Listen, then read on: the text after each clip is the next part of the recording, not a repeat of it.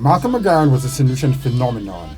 In the 1970s, he was a huge star in Europe, scoring a gold record and becoming famous for his voice, his songwriting, and his beautiful locks. He had this big dread hanging down and came from England, musician par excellence, with a different consciousness, going among, not in the hotels per se, but among the people to play his music, among Rastafarians in the ghetto.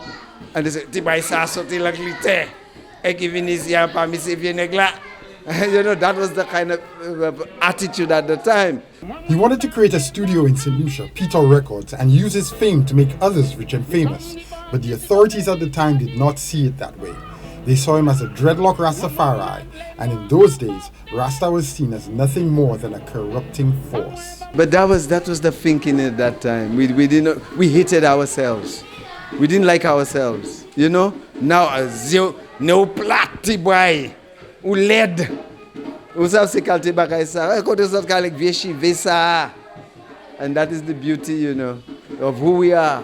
I never see a tree cut its locks, It keeps growing and growing and growing, So Malcolm was genius and ahead of his time. But Saint Lucia wasn't ready yet for him. And he's not the only one. Most of the people who were thinking outside, so-called cliche outside of the box, they were not ready for us. They vilify us, they jail us, they beat us. They do all kind of things, just to break us. They say, become fellas, say, the fellas used to look at us and say, look how many puzot. The way he was treated forced him to flee St. Lucia heartbroken.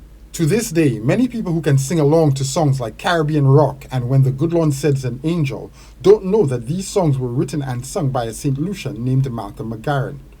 Those who remember say that was just how cruel our culture was in those days. C'est mon si ou pas sort l'autre pays, et vous descend, et camisole ou et cravate ou l'autre pays du bon. C'est just magie. If you don't come now, if you're coat and tie, and the world recognize you and you come home, the old proverb, no prophet is accepted and known in his own country. So the things we were doing is only now they catching up with it.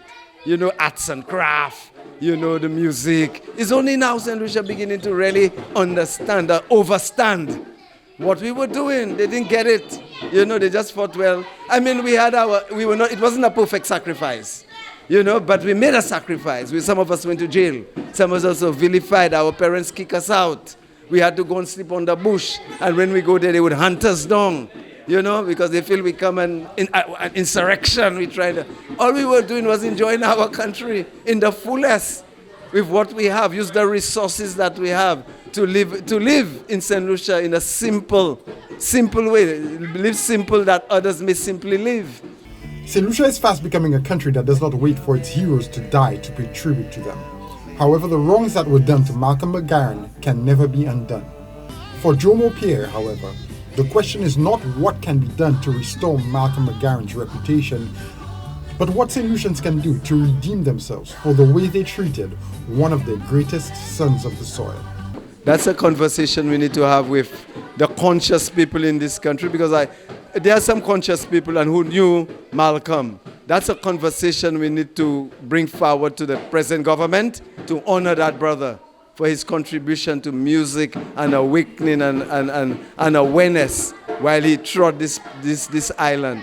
He was vilified, he was criticized, but we need to redeem ourselves. There's some redemption is necessary. For Choice News Now, I'm Jason Seaflay.